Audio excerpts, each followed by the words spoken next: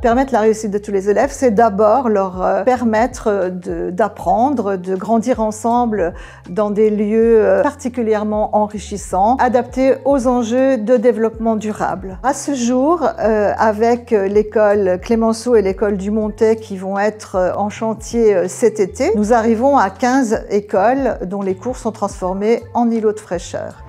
La restauration scolaire a aussi connu des changements et des améliorations centrées sur l'alimentation durable. Nous allons donc dès cette année arriver à un pourcentage de produits bio à hauteur de 40%, dont 70% seront des produits locaux.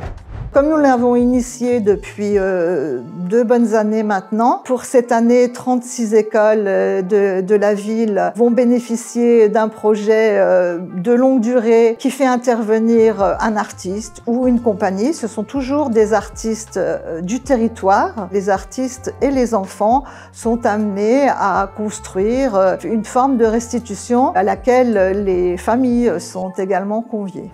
Sur 2024, on avait aussi un travail en cours sur la préservation du pouvoir d'achat des familles. L'idée, c'est bien que la ville prenne en charge l'achat de fournitures qui étaient jusqu'à présent plutôt dévolues aux familles. Ce kit, il va comprendre du matériel de base, celui qui est utilisé par toutes les écoles, à une valeur de environ 20 € par élève, soit un montant total de 70 000 €, qui est une dotation nouvelle. Ce travail il a été réalisé en collaboration avec les directeurs des écoles de la ville et les inspectrices de l'éducation nationale afin qu'on ait bien quelque chose qui corresponde à la fois aux besoins des élèves et aux usages de différentes classes. Et il sera complété grâce à la dotation que nous donnons chaque année aux écoles et qui est inchangée d'une hauteur de 50 € par élève environ, avec laquelle les enseignants vont pouvoir commander, acheter dans le cadre de nos marchés, d'ailleurs à des tarifs négociés, les cahiers, le papier ou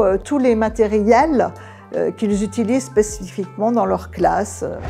Il fait vraiment bon aller à l'école à Nancy et ça ne va pas s'arrêter là puisque nous allons encore passer un cap en accentuant les rénovations thermiques et énergétiques des écoles afin qu'elles soient conformes aux enjeux de développement durable. Et par exemple, dès 2025, nous allons livrer la nouvelle école du Placieux, qui sera la première école à énergie positive. Et puis nous allons d'ores et déjà lancer les prochains chantiers sur l'école Beauregard et parallèlement des chantiers de rénovation plus mesurés dans toutes les autres écoles.